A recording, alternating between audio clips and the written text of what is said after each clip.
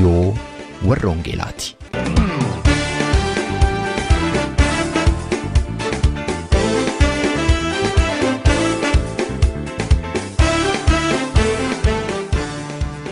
Reediyoon warra Wangeelaa tokkummaa waldooti Oromoo warra Wangeelaa Awurooppaatiin qophaa'e torbanitti si'a tokko guyyaa Sanbadduraa dhaggeeffattoota biyyootii gaanfa Afrikaaf naannoo isaatiif akka lakkoofsa sa'aatii Itoophiyaatti galgala sa'aatii 12 hamma sa'aatii 12:00tti dambalii gabaabaa kiilooheerzii 15,515 yookaanis meetir baandii 19 irratti dhaggeeffattoota kibbaaf giddugaleessa Awurooppaatiif immoo akka lakkoofsa sa'aatii giddugaleessa Awurooppaatti galgala sa'aatii 21 hamma sa'aatii 21:00tti dambalii giddugaleessaa kiilooheerzii 1,355 irratti kan isin qaqqabu tamsaasa Wangeelaati.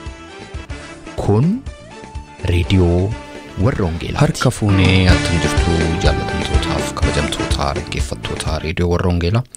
Reediyoon warra Wangeelaa har'a sagantaa ishee guyyaa har'aa qabatte kunoo dhiyaatteetti sagantaa keenya guyyaa har'aa wajjin qopheessaa sagantaa kanaa ana roobsan Makkootii iddoo garagaraa haala garagaraa teessanii sagantaa keenya kana hordofaa kan jirtan maraan nagaan Waaqayyoo isiniif haa ta'u jechuudhaan sagantaa keenya har'aa jalqaba. Sagantaan keenya guyyaa har'aa kan inni irratti xiyyeeffatu waan tokko waa'ee haala biyyi keenya keessatti argamtudha. Keessumaati rakkinaaf gidiraa sabni keenya dhihaaf kibba oromiyaa keessa jiru keessatti argamu guyyaatti ilaallu ta'a. Akkuma baay'een keessan hubattan sabni keenya naannoo Wallaggaaf Gujii jiru command post jalatti erga kufee waggaa tokko ta'eera. Ji'a tokko as immoo bilbilaaf interneetiin irraa citee firoottan keenya naannoo sana jiran haala isaan keessa jiran sadarkaa itti hubachuu dadhabnerra geenye jirra. Ilmaan Oromoo mana barumsaa garagaraa sadarkaa olaanaa keessatti baratan adamsamanii yeroo isaanitti ajjeefaman warri du'arraa hafan immoo mana barumsaarraa ari'amanii yeroo isaanitti faca'anii jiran keessa gallee jirra. Walumaa galatti haalli biyya keenyaa amma keessatti argamtu kanaan dura haala mul'ate hin beekne keessumaa uummatni keenya Wallaggaaf Gujii haala suukanneessaa kanaan dura mul'ate hin beekneen gidiraa argaa jira. Kun maaliif ta'e? Yeroo haala akkasii uumamoo waldaan kiristaanaa maal gochuutu irra jiraata? Sabni keenya attamitti sagalee isaa dhageessifachuutu isaaf ta'a. Kana ilaalchisee egaa maree qabnaa xalaa iyyataa mootummootaa akkasumas caffee Awurooppaatiif mootummoota garagaraatiif barreeffame kan tokkummaa waldoota Oromoo warra Wangeelaa Awurooppaatiin qophaa'es isinii dhiyeessina. Egaa hanga xumura sagantaa keenyaa takkoobsaan nu waliin taatan ammas irra deebi'een isin affeera. Garuu jallaan jalliidhaan jallatame keessatti jallatee boonoo madaalliin uumamaa namni sitti hirkate maaliif atootama namni sitti hirkate maaliif atootama namni sitti hirkate maaliif atootama Gooftaa ilaali Yesuus ilaali dhibbaan kun maaliif jallatee madaali Abbaa ilaali Moti ilali dhibbaan kun maaliif jallatee madaali jallatee madaali jallatee madaali jallatee madaali ilali jallatee madaali. Sagantaa keenyaa kan nuun ittiin jalqabnu iyyata qaamota addunyaa garagaraatti Tokkummaan waldooti Oromoo warra Wangeelaa Awurooppaa gidduu kana tamsaaseen ta'a. Ittaan suudhaan immoo lubaa tasgaraa hirphoo wajjin maree waliin goonus jira. Egaa lamaan saayyuu wal duraa duubaan isinii dhiyaata. Dura xalayaa tokkummaa waldootii irraatii qophaa'een isinii dubbisa. Tokkummaa waldooti Oromoo warra Wangeelaa Awurooppaa ergaa bu'uureffamee jalqabe uummata Oromoo kan biyyoota Awurooppaa garagaraa keessa jiraatan yaaroo afuuraa qopheessuudhaaniif waldootii qunnamuudhaan kan biyyoota biraa keessa jiraatan immoo karaa reediyoo warra Wangeelaa kana dubbii sagalee Waaqayyootiin tajaajila akka jiru beekamaadha. Itti dabalees tokkummaan waldooti Oromoo warra Wangeelaa Awurooppaa haala siyaasaa fi dhiittaa mirga dhala namaa biyya Itoophiyaatti dhala namaarra gahaa jiru. Keessumaa immoo addumaan uummata Oromoo irratti xiyyeeffate duukaa bu'ee hordofaa tureera. Ammas duukaa bu'ee hordofaa jira. Haaluma kanaan waa'ee hacuuccaa daangaa hin qabne uummata Oromoo irra gahaa tureef gahaa jiru duukaa bu'uudhaan gamtaa Awurooppaatti mootummoota biyyootii Awurooppaa garagaraaf qaamota dhiibbaa geessisuu danda'an maratti iyyachaa tureera. Uummatni Oromoos kan biyya keessaaf kan biyya alaa wal ta'uudhaan qabsoo yeroo dheeraadhaaf gaggeessaa turuun isaanii beekama. Keessumaa immoo bara 2014 jalqabee uummatichi bifa walirraa hin cinneen qabsoo karaa nagaa gaggeesseef akkasumas immoo dhiibbaa mootummootni biyya alaan bara 2018tti biyya Itoophiyaa keessatti jijjiiramni dhufee ture. Jijjiirama kanaa dhugoomsuudhaafis dargaggoon Oromoo 5,000 ol lubbuu isaanii kan wareegan yeroo ta'u hedduun qaamatti hir'atanii jiru. Uummattootni Itoophiyaa kabiroos qabsicha irraatii qooda fudhataniiru. Jijjiirama kanaan muummichi ministeera Itoophiyaa duraanii aangoo isaanii gadhiisanii Dr. Abiy Ahmed dhaabuma duraan biyya bulchaa ture keessaati muummicha ministeeraa ta'uudhaan biyyattii gara ce'umsaaf filmaata dimokiraatawaa ta'etti akka ceesisaniif galfatni itti kenname. Mootummaan Dr. Abiy jijjiirama kanaan wal qabatee dirree siyaasaa bal'isuudhaan jaarmiyaaleen mormitootaa hoogganni isaanii biyya keessatti jiraatanii qabsoo gaggeessuu waan dadhabaniif gara biyya alaatti ba'uudhaaf dirqaman gara biyyaatti deebi'anii qabsoo karaa nagaa akka gaggeessan akkasumas immoo hidhamtootni siyaasaa akka hiikamaniif mootummaa keessatti dubartootni baay'inaan akka aangaan godhee jira. Kun hundi jalqaba gaarii ture. Jijjiiramichi uummata Oromootiif uummattoota Itoophiyaa kana hacuucaa jala turan hundumaaf akkasumas immoo firoottan Itoophiyaaf abdii guddaa horee ture. Haa ta'u malee jijjiiramni kun atuu hin turin karaasaa gadi dhiise. Mootummaan gaaffilee Oromoof uummattoota Itoophiyaa deebisuu dhiisee abbaa hirrummaa filate. Dhiittaan mirga dhala namaa keessumaa Oromiyaa keessatti isa duraanii caalaa daran hammaate. Oromoodhuma ta'uun isaanii qofaan ilmaan Oromoo loltoota mootummaa Dr. Abiyyiin adamsamanii guyyuu ajjeefamaa jiru. Yeroo ammaa kana Itoophiyaa keessatti Oromoo ta'uun yakkamaa ta'utti lakkaa'amaa jira. Dhiha Oromiyaaf kibba Oromiyaa bulchiinsa waraanaa yookaanis command postii jalatti erga galeetii waggaa tokko ol ta'ee jira. Naannolee kanatti loltootni mootummaa Dr. Abiy uummata nagaa fixaaf dararaa jiru. Namni nagaadhaan ba'ee hojjetatee jiraachuu hin dandeenye. Dhiyeenya kana immoo humna haaraa leenjisuudhaan gara dhiha Oromiyaatti bobbaasanii jiru. Itti dabalees dhiha Oromiyaa irraatii mootummaan tajaajila intarneetiif bilbilaa erga kutee kunoo ji'a tokko caalee jira. Ilmaan Oromoo yuunivarsiitoota adda addaa keessatti baratan yuunivarsiitoota Oromiyaa keessa jiran dabalatee keessumaa immoo yuunivarsiitii naannoo Amaaraa Oromoo waan ta'an qofaaf adamsamanii ajjeefamaa jiru. Warri du'arraa hafan immoo barnoota irraatii ari'amaa jiru. Dhaabbileen siyaasaa Oromoo karaa mootummaa dhiibbaan akka irra ga'aa jiruuf miseensotni isaanii hidhamaa akka jiran ibsachaa jiru. Walumaa galatti biyyattii keessattiif addumaan immoo Oromiyaa keessatti nama nagaa sababa malee Oromoo waan ta'eef qofaaf ajjeesuun hiraarsuuniif dararuun kun daran caalaa hammaatee jira. Rakkoo guddaan gaaffileen sabaaf sablammootaa kan bara hedduu fixe mootummaa kanaan ukkaanfamaa jira.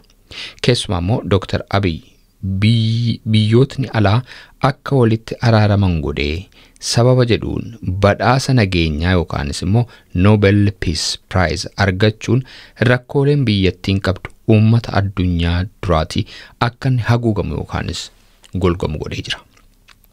Dhiittaan mirga dhala namaa mootummaa Itoophiyaa Oromoo irratti gaggeeffamaa jiru baay'ee kan nama yaachisu ta'uusaa hubata tokkummaan waldooti Oromoo warra Wangeelaa Awurooppaa.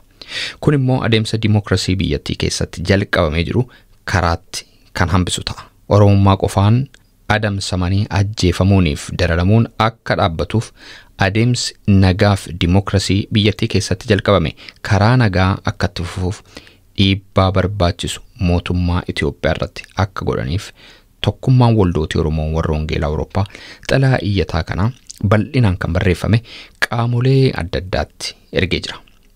Qabiyyeen xalayichaa mootummootni kun mootummaa Itoophiyaa waliin yeroo dubbatan qabxiilee kanaa gadi irratti akka xiyyeeffatanii fuulleffatan hin akeeka.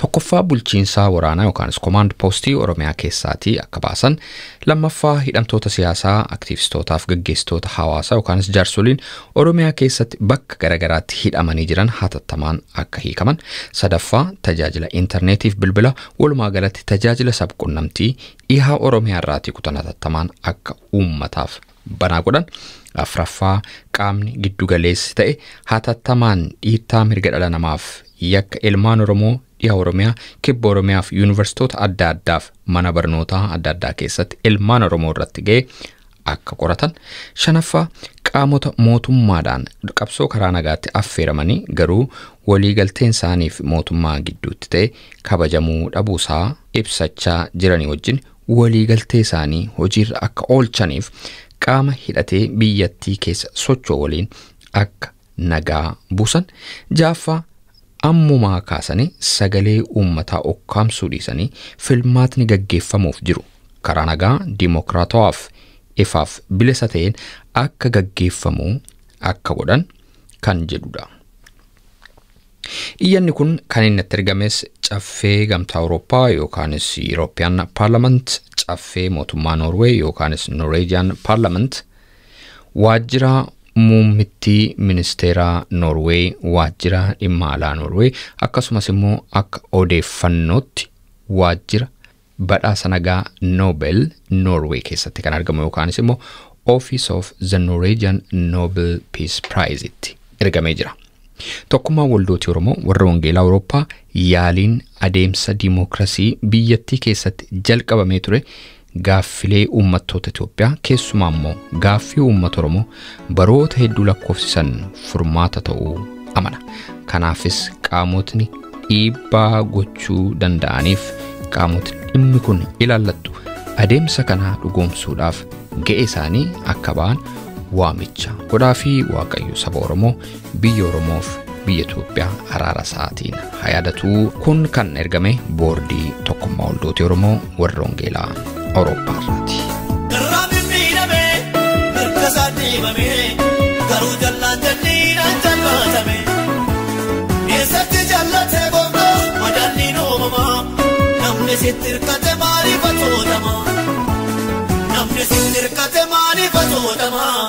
Namni sittirkate maaliif atootama? Gooftaa ilaali, Yesuus ilaali, dhibbaan kun maaliif jallatee madaali? Abbaa ilaali, mootii ilaali, dhibbaan kun maaliif jallatee madaali? Jallatee madaali, jallatee madaali. Jallatee madaali ilaali, jallatee madaali.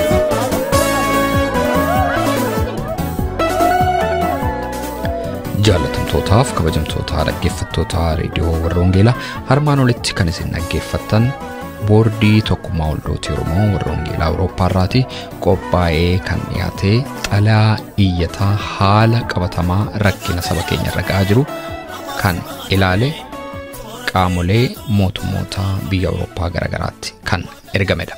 Sagantaan keenyaa itti fufaa taansuudhaan immoo akkuma jalqaba irratti isin beeksise dhimmuma kanarratti maree luba tasgaraa hirphoo waliin goonettan isin dabarsa. Hunda dura rakkinni kun maaliif dhalate? Yeroo rakkinaaf gidiraan akkasii sabarra ga'u waldaan kiristaanaa gaggeessitootni waldaa akkasumas immoo guutummaan saba keenyaa maal gochuutu irra jiraata? Waldaan kiristaanaa isaan kanaaf ergaa maalii qabdii dhimma jedhu irratti mari'annee jirra. Mee gara maree sanaattan isin dabarsa. Luba tasgaraa har'as baga nagaan gara qophii kanaa dhuftan. Baga nagaan nu edde roobsanii kanatti nawaamuu keetii fi baay'ee si galateeffadhaa. Dhimmi atiitti nawaamte kunis immoo dhimma hunduma keenya saba Oromoo saba biyya Itoophiyaa jiran hundumaa kan ilaalu waan ta'eef kanarratti mari'achuun keenya baay'ee barbaachisaadha. Galatooma luba tasgaraa meegaa kallattiidhumaan gara gaaffii kootiin seenaa akkuman seensa irratti dubbadhe ji'a tokko asii naannoo Wallaggaaf naannoo Gujii keessaa intarneetiinis silkiinis hin jiru. Firoota keenya naannoo sanatti argaman bilbilaan erga argannee har'aa ji'a tokko darbeera. Akka oduun naannoo sanaatii dhufu akka himutti immoo loltootni mootummaa namoota jumulaan hidhaa jiru, namni ajjeefamaa jira, darara hammas hin jedhamnetu saba sanarra ga'aa jira. Inni nagaduu gadi ba'ee nagadachaan jiru, barataan barumsa isaa barachaa hin jiru. Kun rakkina guddaa ta'eera. Karaa gara biraa immoo mannootiin barumsaa iddoo baay'eetti rakkinni guddaan akka keessatti mul'atu dhaga'aa jirra. Barattootni Oromoo yuunivarsiitoota baay'ee keessatti barataa jiran kan ajjeefaman jiru, barumsa isaanii irraa hedduun ari'amaniiru, manni barumsaa hedduun cufamee jira. Mee haala kana attamitti ilaaltu luba Tasgaraa? Haalli kun haala suukanneessaadha. Haala takkaa biyya keenya keessatti salattisanii dhaga'ee hin beekne, argee hin beekne waan ta'eef gaaffii kanaa fi deebii dheeraayyuu yoo barbaachisee amma kan ittiin jalqabnu namni bifa waaqayyootiin uumame bifa waaqayyoo qaba. Namni kun bifa waaqayyootiin uumame yommuu jennu itti gaafatamatu immoo itti kenname. Biyya lafaa irratti attamitti akka jiraatu waaqayyoo akkasumatti uumee gadhiise tun ta'ini seera inni ittiin jiraatu kenneefiitu uumama hundumaa harka isaa jala galchee itti kenne. Kennata waaqayyoo galfata waaqayyoo baatee deema karaa tokko. Karaa kaan immoo bifa waaqayyoo of keessa qaba. Namni bifa waaqayyootiin uumame jedha. Seera uumamaa keessa olaalte boqonnaa tokko irratti olaalte boqonnaa lama irratti olaalte namni fi waaqayyoo baay'ee walitti dhiyaatu. Egaa nama yommuu jennu kana bifa isaa miidhannu jennu magaala haanquu ta'uu hin danda'a, diimaa barbadaa ta'uu hin danda'a, adii qaanqee ta'uu hin danda'a, gurraacha limixii ta'uu hin danda'a. Nama kan jedhamu keessa kan jiru waaqayyotu hafuuratti baafatee dhoqqee lafaa keessaa hafuuratti baafatee jiraata. Kanaaf waa'ee namaati amma kan dubbannu namarra kan ga'e kuni attamitti ta'uu danda'e. Kanammoo attamitti ilaalla macaafa qulqulluu keessaa. Egaa amma namni akkasumatti lafarra hin jiraatu, kan ittiin jiraatu, attamitti akka jiraatu beekamaadha. Seerni ittiin biyya lafarra jiraatu. Amma Roomee boqonnaa 10 yoo ilaallee warra biyya mo'anii biyya geggeessanii haasa'a. Mootummaan tokko yommuu dhaabatu fedha waaqayyootiin dhaabata. Fedha waaqayyootiin dhaabachuunsaa seeraa fi seerata jiru hundumaa eessisee akka nama bulchuuf kan inni kenname. Waaqayyo kanaaf kenne. Kanaaf mootummaan tokko hamaa saba irratti hin hojjeta yoo ta'e seera waaqayyoo cabsee jechuudha. Nama bifa waaqayyootti uume ajjeese yoo ta'e seera waaqayyoo cabsee jechuudha. Isa kana gaan waaqayyo wajjin wal loluusaa argisiisa. Waaqayyo wajjin wal lola malee nama wajjin miidhaa ajjeesu. Inni qe'ee namaatti nama dhaqee mi'a waraanaa hidhatee nama harka duwwaa mana isaa keessa jiru ajjeesu. Nama ijoollee namaa mana barumsaatti ajjeessu gadi baasu. Haatiif abbaan reeffa kan guurrataa jiran namatu kana hojjete. Attamitti namni bifa waaqayyootiin kan uumame kun kana hojjechuu danda'a kan jedhamu gaaffiin jiru. Nama isaa aboon kun itti kennametu aboo kanaanii waaqayyoof hojjechuu dhiisee karaa kan biraarra deemaa jira jedheen ilaalani. Waan baay'ee nama dhibu as keessatti amma warri biyya gaggeessuuf dhufan kuni naannoo waggaa tokkoof walakkaa fuuldura yeroo gara taayitaattas dhufan haasaa isaanii keessatti waa'ee sagalee waaqayyoo dubbatu. Waaqayyoon beenna jedhu, waaqayyoon hin sodaanna jedhu. Namoota akkas waaqayyoon hin sodaanna jedhee waaqayyoon maqaa dhaate saba kanatti adeeme irraati rakkinni guddaan kun attamitti dhufuu danda'e. Amma immoo akkuma isiniyyuu yaadattan waggaa tokkoof walakkaa kana fuundura rakkina sabni keenya keessa jiru reediyooma kanarratti waliin dubbannee yaada keenya ibsaa turre.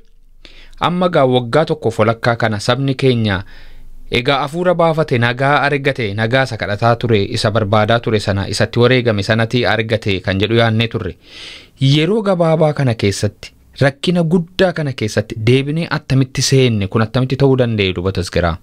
Biyya kan bulchuu ogummaadhaan bulcha. Ogummaadha beekumsa duwwaa miti ogummaadha kan barbaachisu.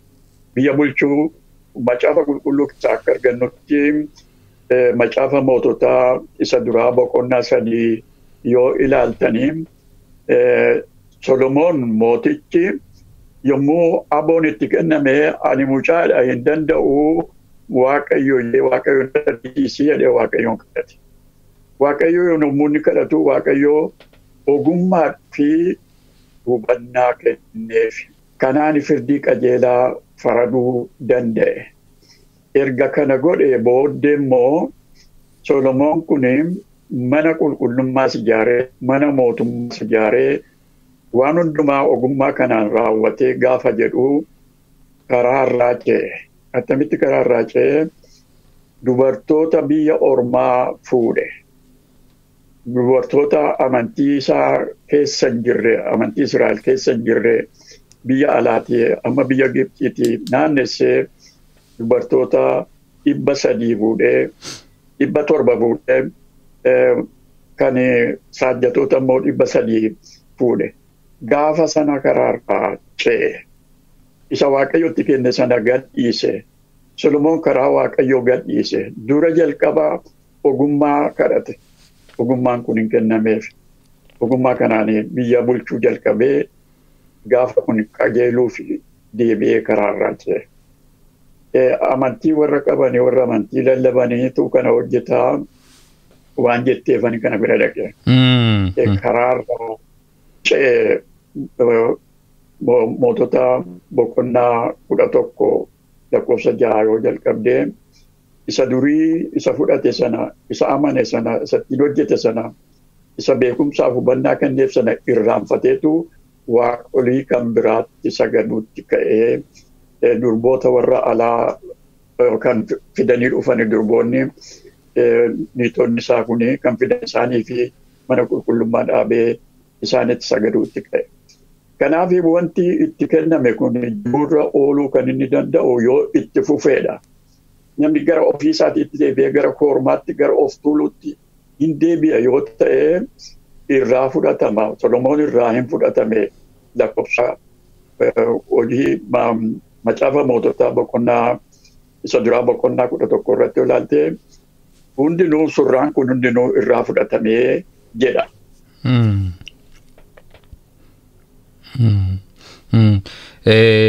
Waan guddaa nutti himtane lubatas garaa.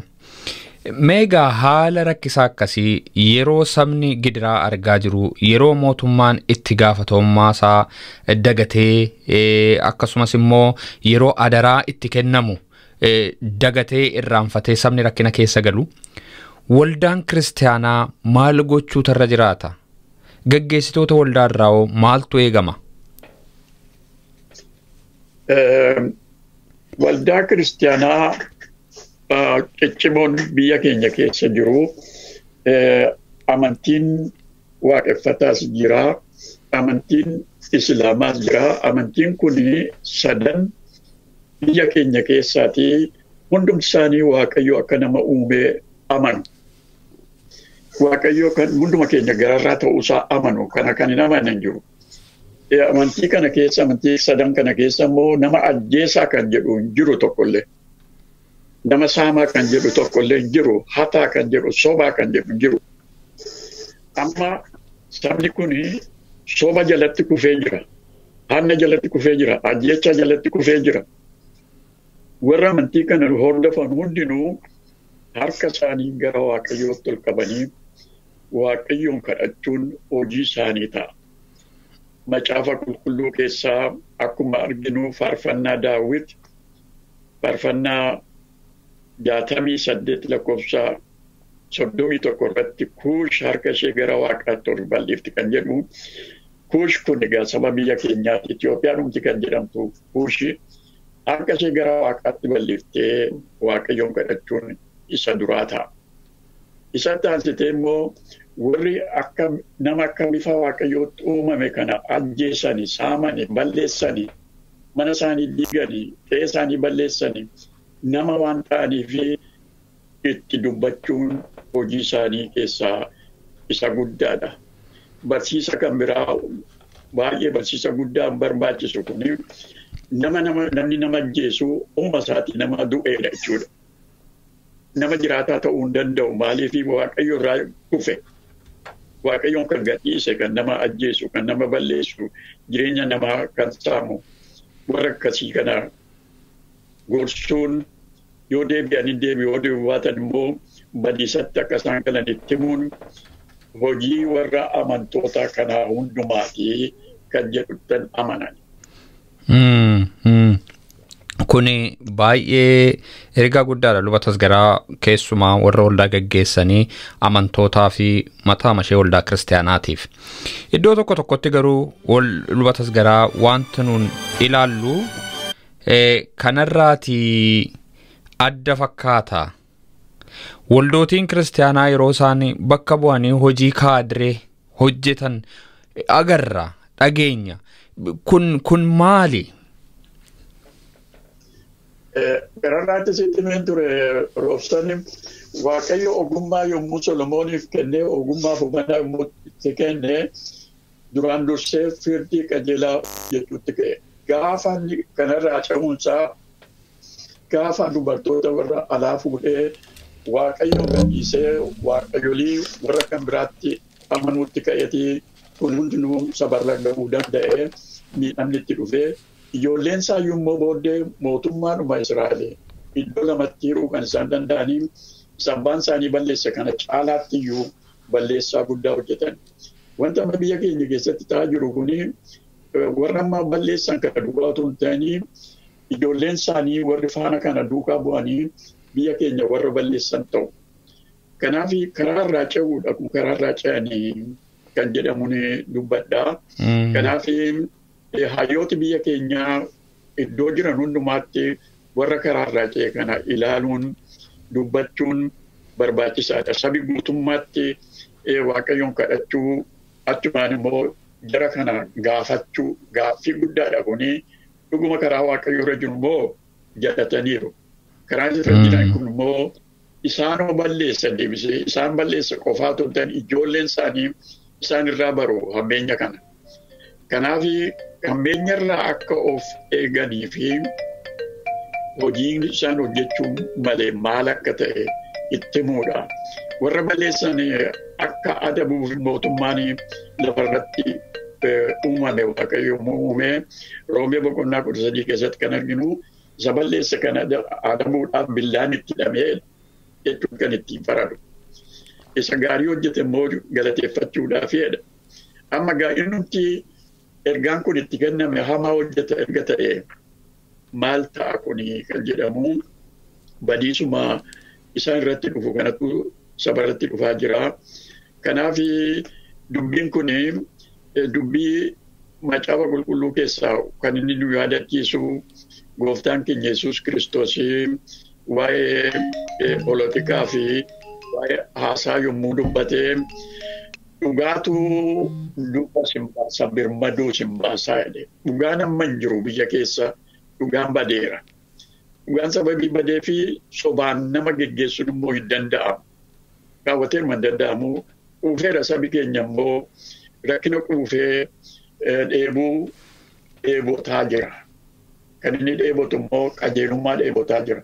Qajeelummaa beela'aa jira waan ta'eef dubbiin kun badiisa guddaa kan fidu waan ta'eef namni tokko illee caal jechuun irra hin jiru. Hundinuu wal ga'ee dubbachuu, qajeelchuu yaaluu, barsiisuu yaaluu, waaqayyoon kadhachuu. Jara kanatti immoo mul'inaan dhugaa itti himuun barbaachisaadha. Dhugaa utuu hin dubbatin namni birmaduu ta'uu danda'u tokko illee hin jiru. Dhugaan immoo hin jiru amma kunoo akka arginutti kan dura abdachiifame namni abdatee irratti kufee baay'ee abdatee kan ture. Galagalee yommuu namicha warra abdatan kana inni nyaatu dhugaan akka hin jirre mul'isa waan ta'eef kana cal jedhee ilaaluun namarra hin jiru kan jedhuun dubbadhan. Guddaan isin galateeffadha luba Tasgaraa. Mee atuu hin xumuriin fuulduraa mootummaadhaaf, waldaa kiristaanaatiif, amantootaaf akkasumas immoo saba keenya gidiraa keessa jiru keessumaa uummata keenyaa Wallaggaaf kan Gujii jiraniif dhaamsa gabaabaa maal dabarsitu akka luba waldaa kiristaanaatti, akka maanguddoo biyyaatti, akkasumas immoo akka nama mirga dhala namaaf bara dheeraa hojjeteetti maali dhaamsi isin qabdan? Dhaamsi an qabu mootummaatti aboon kun yommuu itti kenname saba kana karaa nagaarraa akka geggeessu, saba kana akka ijaaru, saba kana akka gorsuu, akka barsiisuuf itti kenname. Kana hubatu yoo ta'e hojii isa dhiiseera jechuudha. Kanaaf mootummaan isatti deebi'uu qaba. Isa dura dubbate si'atti namni hin du'u, si'atti namni garmalee hin hidhamu, si'atti namni hin saamamu jedhee isa haasa'e sana amma isa kana jirurra oolchuutu irra jira. Kanarraa immoo ce'eera. Namni utuu du'aa jiru, ijoolleen utuu miidhamaa jirtu cal jedhee ilaaluun mootummaadha. Kennaatti kenname galfata waaqayyotti kenne kana irraanfachuu isaati kanatti deebi'uu qaba kan jedhuun warra mootummaatti dhaamsa kana dabarsa. Yoo kanatti deebi'u ta'e firdii waaqayyo jalatti akka kufu ammumaa jalqabee hubachuutu irra jira. Darbee waldaan kiristaanaa kun ofuma isheetii jiraachuudhaaf biyya lafarra dhaabatte miti. Namaaf jiraachuudhaaf malee. Eenyutti wangeela lallabuuf jedhu amma ijoolleen yommuu isheen duutu callumadanii yommuu dhaggeeffatan yommuu manni sagadaa gubamu saamamu callumadanii dhaggeeffachuun nurra jira. Masgidas haa ta'u waldaa kiristaanaas haa ta'u warri hidhamanii du'an kuni warri mana hidhaa keessatti tortoran kuni amantootuma keenya miti eenyutti wangeela lallabna isaan akkasiitti wangeela lallabne warga ta'e. Kanaaf waldaan kiristaanaa kanan gootu yoo ta'e isheenis akkuma mootummaan kan isaa irraanfate waldaan kiristaanaas galfatatti kenname irraanfatte waan ta'eef galfata kana waaqayyooti itti kenne waan ta'eef itti deebi'uun ishee irra jira. Amantoonni kan biraas waaqeffataas haa ta'anii islaamas kan ta'anii tokkummaadhaan wal ga'anii wanta kana deebisuu yaaluudha. Inni dideemoo ofuma isaatiin abaarama waan ta'eef duraan dursa garuu kana gorsaan deebisuu yaaluun isaan irra jira. Sabni keenyas immoo iddoo jirutti akka durii callumadee walirratti ilaaluu utuu hin ta'in Wallagga yommuu miidhamu warri kaan cal jechuu miti, Shawaan cal jechuu miti. Gujiin yommuu miidhamu Baaleen cal jechuu miti. Akkasuma iddoon garaagaraas cal jechuu hin qabnu. Iddoo tokko yommuu rukutamu nuutu rukutame, iddoon tokko yommuu nuutu ajjeefamaa jira. Jennee yaada akkasii qabaachuutu dura jira kan jedhamu sabaafidha. Luba Dr. Tasgaraa Hirphoo dhaamsa guddaa sagantaa kanarratti nu dabarsitaniif maqaa dhaggeeffattoota reediyoo Warra Wangeelaan guddaan isin galateeffadha. Galatoomi Roobsan, dubbiin kun dhimma keenya hundumaa waan ta'eef gab jennee cal jennee ilaaluun nurra jiru. Amma dandeenyutti iddoo dandeenyutti iyyuun dubbachuun iyyachuun nurra jira. Baay'ee gaariidha. Egaa saba keenya rakkina keessa jiruuf Waaqayyo akka qabbana isaa buusuu akkasumas waldaan kiristaanaa yeroo hundumaa saba keenya kana kadhannaa isheetiin fuuldura Waaqayyo akkuma keessuu dhaamsa keenya dabarsaa sagantaa keenya har'aa kanumaan golomna. Jaallatamtootaaf kabajamtoota dhaggeeffattoota keenya torbee sagantaa biraatiin walitti dhufna. Hammasitti qopheessee kan isinii dhiyeessan Roobsan Makkootii maqaa dhaggeeffattoota keenyaan egaa luba Tasgaraa nagaatti isinii jedha. Garuu jallatanii naan jallatame eessatti jallatee boonaa madaalli noomamaa namni sitti hirkate maaliif atootama namni sitti hirkate maaliif atootama namni sitti hirkate maaliif atootama.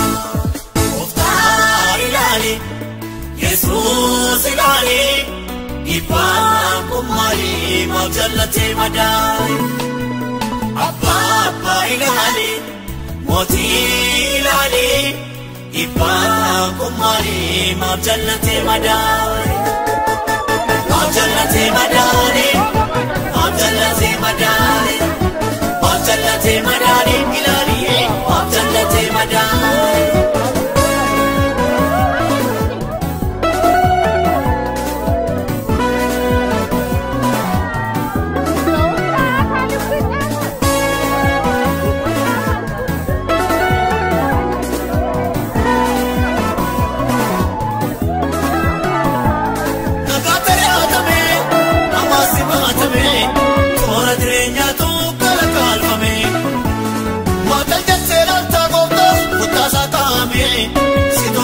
Basaru kasawaname, sito bakke basaru kasawaname, sito bakke basaru kasawaname. Ofta ilali, Yesus ilali, ibang kumali maaf jallatee madaa'e. Abba ilali, moti ilali, ibang kumali maaf jallatee madaa'e. Maaf jallatee madaa'e, maaf jallatee madaa'e, maaf jallatee madaa'e ilaali, maaf jallatee madaa'e.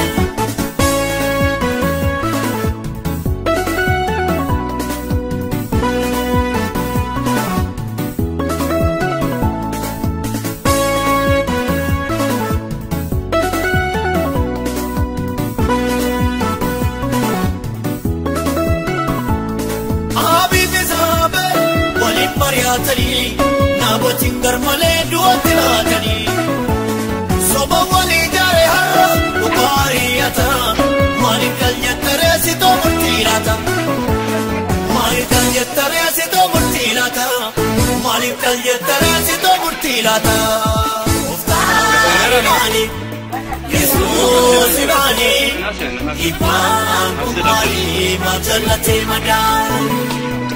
Abba ilali, moti ilali, ibang kumali maaf jallatee madaa'e, maaf jallatee madaa'e, maaf jallatee madaa'e, maaf jallatee madaa'e ilali, maaf jallatee madaa'e.